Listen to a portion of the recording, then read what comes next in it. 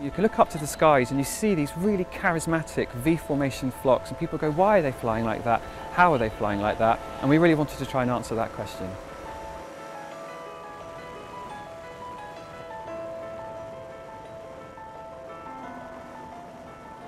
So we were able to work with this pioneering conservation organisation called the Waldrop team, and what they're doing is they're reintroducing the critically endangered northern bald ibis into its historical range in Europe.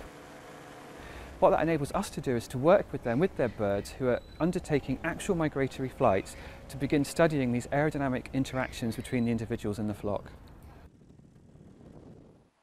So what happens is when the birds are hatched, they're imprinted immediately onto these human foster parents, and the human foster parents spend every waking moment of every day with these birds, and they become completely imprinted. They spend all their time together. As the birds get older, they're taught to fly behind a microlight, which the human foster parent sits in and calls these birds to follow.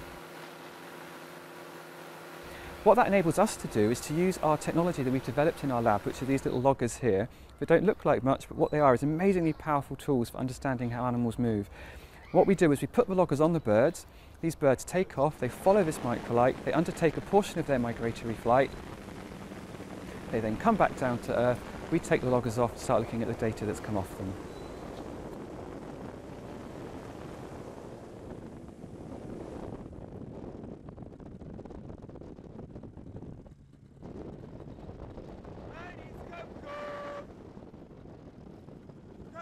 The first interesting result is that the birds are positioning themselves in aerodynamically optimal positions. So they're seemingly very aware of where the other birds are in the flock, and they put themselves in the best possible position. So what happens when a bird is flying forward is behind most of the bird you get downwash, but off the wingtips you get this beneficial upwash coming off, which gives you a little extra lift. It can give you a bit of a free ride for the bird that's following.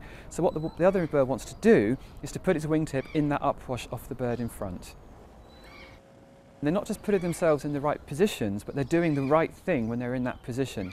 And that right thing is they're timing their wing beats perfectly to match the good air coming off the bird in front. And what it means is that the bird in front's wingtip is doing this with the good air coming off it, and the other bird that's following makes sure that its wingtip takes the same path through the air. So its wingtip is in the upwash throughout the flap cycle. So it's really maximising their ability to capture this upwash. Somehow they're sensing this coming off the bird in front.